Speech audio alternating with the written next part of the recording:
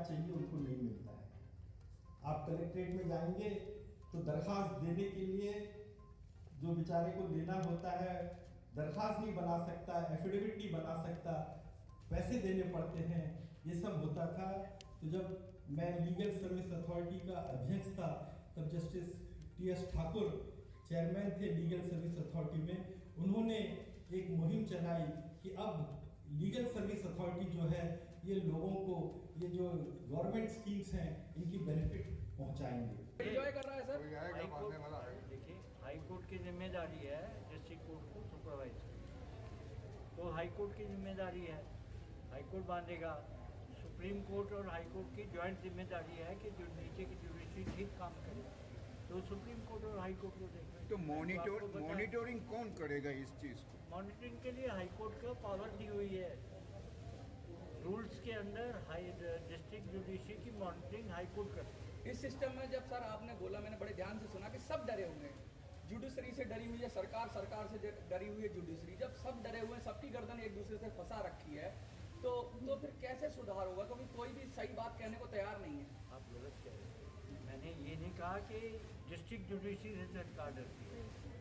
मैं पहली जो लेवल है डिसीजन का वो डिस्ट्रिक्ट जुडिशरी है। अच्छा, तो डिस्ट्रिक्ट जुडिशरी से अगर फैसले जल्दी हो जाए तो अपने आप हाई कोर्ट सुप्रीम कोर्ट में आपको जल्दी सुनवाई के लिए आप कर सकते हैं। चाणक्य का भी नाम लिया आपने, तो क्या लेना चाहिए? आपने तंत्र की बात की, स्वतंत्र की बात की आपने, किस तरीके से देखते हैं? न्यायपालिका में सुधार बहुत तरीके से हो सकते हैं। केसों का निराकरण शीघ्र हो, उसमें वकील और न्यायाधीश को अपने काम करने की प्रक्रिया को बहुत ज़्यादा बदलना पड़ेगा, और सरकार को भी अपने काम करने की प्रक्रिया न्यायालय के प्रति जो है उसमें भी बदलाव लाना पड़ेगा, ताकि जनता का विश्वास जो है वो इस प्रक्रिया पे बनी रहे।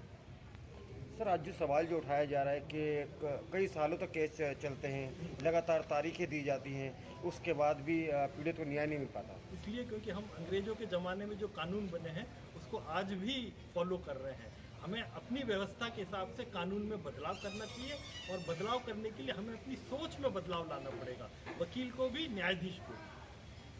सर, वकीलों को भी लगातार सवाल उठते रहते हैं कि वकील ज़्यादा, जैसे कि अभी मैंने भी अंदर सुना कि वकील फीस के कारण तारीख ले लेते हैं। हो रहा है, बिल्कुल सही बात है, क्योंकि बार काउंसिल ने कोई ऐसा नियम नहीं बनाया है जिसमें वकील को कई चीज़ों के लिए बांधा जाए। वकीलों को खुला छोड़ दिया गया है, फीस में भी कोई लिमिट नहीं लगा है, पेशी भी देने में कोई लिमिट नहीं लगा है, और बस छोटी छोटी चीज़ों पे पेशी ले लेते। और आप डॉक्टर कोई गलती करता है, कंज्यूमर फोरम में आ जाता, तो वकीलों के लिए सुप्रीम कोर्ट भी कहता है कि कंज्यूमर फोरम नहीं लगेगा, उसको कोई पूछता ही नहीं है, वो कुछ भी करे।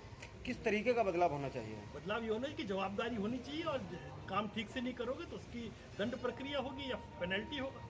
डॉक्टर ठीक से इलाज नहीं करता, आप कंज्यूमर फोरम में जाते, उसको फाइन लगता है, वकील के ऊपर क्यों नहीं लगता कुछ?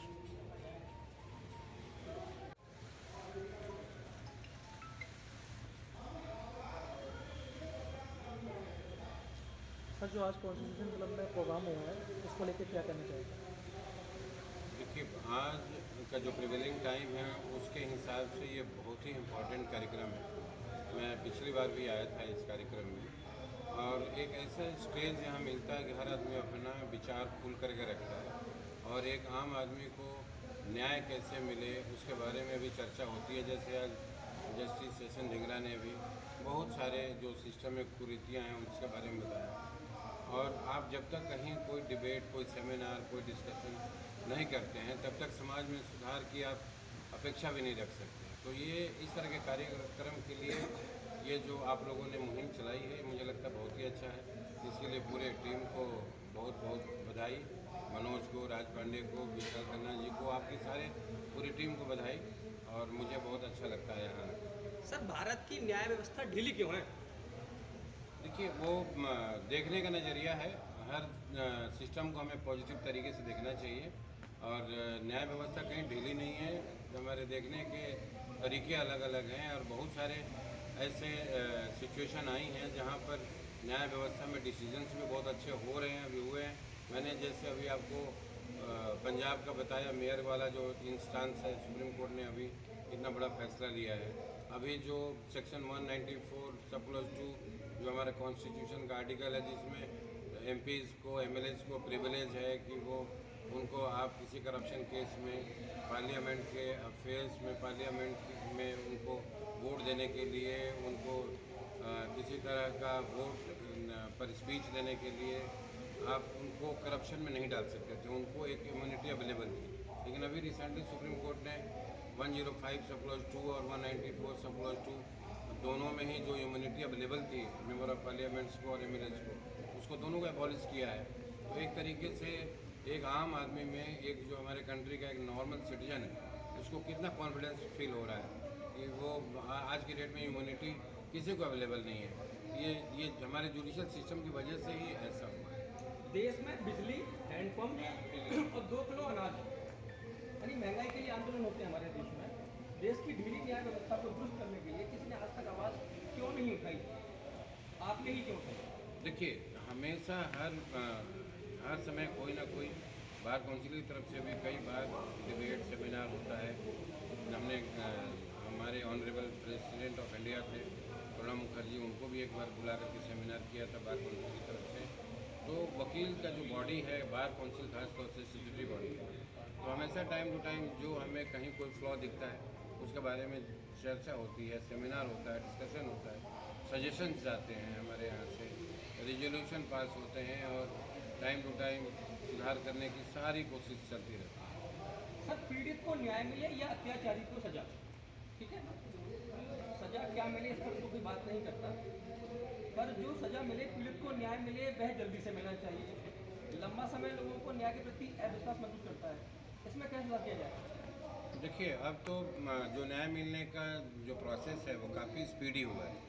खास तौर से जो अभी वर्चुअल हियरिंग हुई है, पहले जो छोटी छोटी बातों पर जहाँ एडजॉर्नमेंट होती थी, अब कहीं ना कहीं से कनेक्ट होता है आदमी। जैसे कहीं किसी व्यक्ति का पर्सनल अपीयरेंस कोर्ट के सामने होता था जिसकी वजह से डेट्स लग जाती थी, अब उसको वर्चुअली आप वहीं से कनेक्ट करके उसको कोर्ट के सामने पेश कर देते हैं।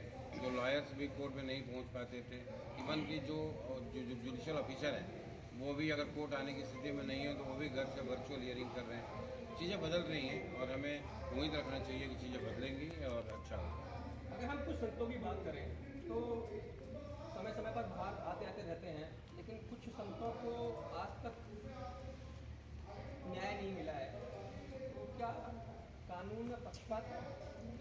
अब देखिए, जिस मैटर में आप लॉयर हैं और उस मैटर में क्या एविडेंस कोर्ट के सामने आया है, क्या वकीलों ने दलील ठीक से रखी है, क्या बातें वहाँ समय से प्रूव हुई हैं नहीं हुई हैं, जब तक इन चीज़ों पर हम अंदर से नहीं देखते, जब तक वो फाइल हमारे हाथ में नहीं होती, तो ये किसी भी मैटर पर कमेंट करना मेरे लिए उचित है। आप बार काउंसिल के अध्यक्ष हैं, महत्वपूर्ण पद है, क्या मांग करते हैं?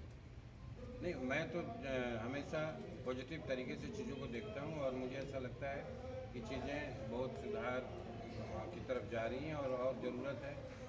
समय से हम लोग जो सिस्टम है उसमें बताते रहते हैं, जो हमारी मुख्य न्यायाधीश हैं या हमारे दिल्ली के जो मुख्य न्यायाधीश हैं, सबको जो भी त्रुटि नज़र आती है हम लोग बताते रहते हैं जिससे सुधार होता रहे। और आपके माध्यम से मैं तो सबको रिक्वेस्ट करूँगा कि अगर कोई चीज़ किसी तरह की हमें नज़र आती है तो हमें उस बात को बार काउंसिल में लाएं, एसोसिएशन में लाएं, या व्यक्तिगत तौर पर भी आप जो स्टेक होल्डर्स हैं, जो लॉ मिनिस्टर हैं या जो मुख्य न्यायाधीश हैं और भी जो इसके स्टेक होल्डर हैं, उनको हम लोग लिख सकते हैं, रिजोल्यूशन पास करके भेज सकते हैं, जिससे चीज़ों में सुधार हो।